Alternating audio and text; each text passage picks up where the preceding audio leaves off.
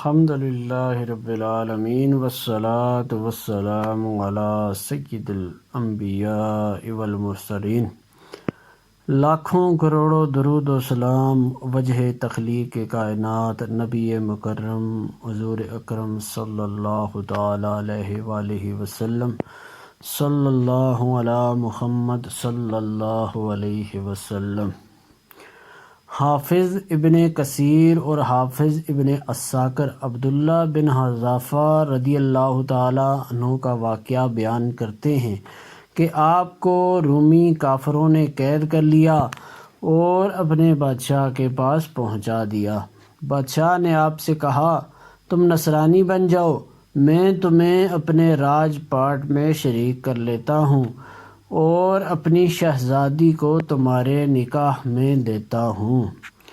عبداللہ بن حذافہ رضی اللہ تعالیٰ عنہ نے جواب دیا کہ یہ تو کیا، اگر تو اپنی بادشاہت بھی مجھے دے دے اور تمام عرب کا راج بھی مجھے سونپ دے اور یہ چاہے کہ میں ایک آنکھ چھپکنے کے برابر بھی اپنے دین محمد صلی اللہ علیہ وسلم سے پھر جاؤں تو یہ بھی ناممکن ہے۔ بادشاہ نے کہا، پھر تجھے قتل کر دوں گا۔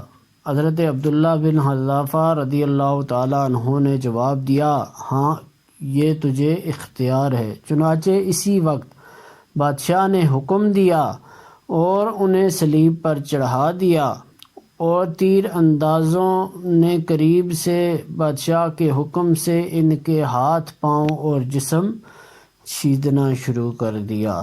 بار بار کہا جاتا کہ اب بھی نصرانیت قبول کر لو، اور آپ پورے صبر و استقلال سے فرماتے جاتے کہ ہرگز نہیں۔ آخر بادشاہ نے حکم دیا، اسے سولی سے اتار لو اور پیتل کی بنی ہوئی دیگ خوب تپا کر آگ بنا کر لاؤ۔ چنانچہ وہ پیش ہوئی۔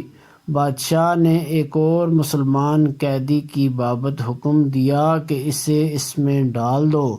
اسی وقت حضرت عبداللہ بن حذافہ رضی اللہ تعالیٰ عنہ کی موجودگی میں آپ کے دیکھتے ہوئے اس مسلمان قیدی کو اس میں ڈال دیا گیا۔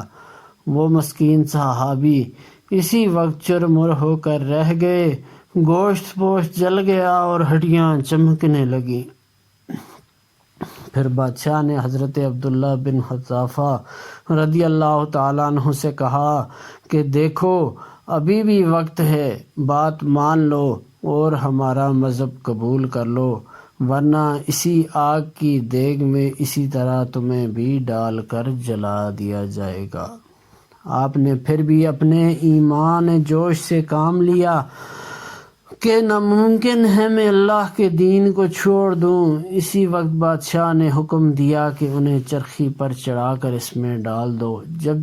جب یہ اس آگ کی دیگ میں ڈالے جانے کے لیے چرخی پر اٹھائے گئے تو بادشاہ نے دیکھا کہ ان کی آنکھوں میں سے آنسو نکل رہے ہیں۔ اسی وقت اس نے حکم دیا کہ رک جائیں اور انہیں اپنے پاس بلا لیا، اس لیے کہ اب اسے امید بندھ گئی تھی کہ شاید اس عذاب کو دیکھ کر اس کے خیالات بدل گئے ہوں، میری مان لے گا اور میرے مذہب کو قبول کر کے میری دامادی میں آ کر میری سلطنت کا ساجی بن جائے گا۔ لیکن بادشاہ کی یہ تمنا بے سود نکلی۔ حضرت عبداللہ رضی اللہ تعالیٰ عنہ نے فرمایا، میں صرف اسی وجہ سے رویا تھا کہ آج ایک ہی جان ہے جسے اللہ جل جلالہ کی راہ میں اس عذاب کے ساتھ قربان کر رہا ہوں۔ کاش میری روئی میں ایک جان ہوتی تو آج سب میں جانے اللہ جل جلالہ کی راہ میں ایک ایک کر کے فدا کر دیتا۔ روایات میں ہے کہ آپ کو قید خانہ میں رکھا اور کھانا پینا بند کر دیا۔ کئی دن کے بعد شراب اور خنزیر کا گوشت بھیجا، لیکن آپ نے اس بھوک پر بھی اس کی طرف توجہ تک نہ فرمائی۔ بادشاہ نے آپ کو بلا بھیجا اور اس سے نہ کھانے کا سبب دریافت کیا تو آپ نے جواب دیا کہ اس حالت میں میرے لیے جائز تو ہو گیا ہے، لیکن میں تجھ جیسے دشمن کو اپنے بارے میں خوش ہونے کا موقع بھی نہیں دینا چاہتا۔ اب بادشاہ نے کہا، اچھا تم میرے سر کا بوسہ لے لو تو میں تمہیں اور تمہارے ساتھ کے تمام قیدیوں کو رہا کر دیتا ہوں۔ آپ نے اسے قبول فرما لیا اور اس کے سر کا بوسہ لے لیا، اور بادشاہ نے بھی اپنا وعدہ پورا کیا، آپ کو اور آپ کے ساتھیوں کو چھوڑ دیا۔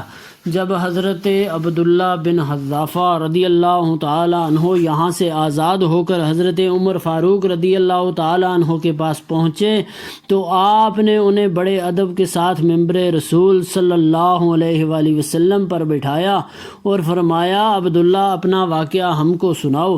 چنانچہ آپ نے شروع کیا تو خلیفۃ المسلمین کی آنکھوں سے آنسو بہنے لگے، تو آپ نے فرمایا کہ ہر مسلمان پر حق ہے کہ عبداللہ بن حذافہ رضی اللہ تعالی عنہ کی پیشانی چومے، اور میں ابتدا کرتا ہوں۔ یہ فرما کر پہلے آپ نے ان کے سر کا بوسہ لیا اور پھر سب مسلمانوں نے رضی اللہ تعالی عنہم و رضوا عنہ۔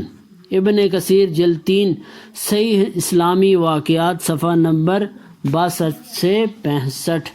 اللہ جل جلالہ کی ان پر رحمت ہو اور ان کے صدقے ہماری بے حساب بخشش و مغفرت ہو، آمین بجاہ النبی الامین صلی اللہ علیہ وآلہ وسلم۔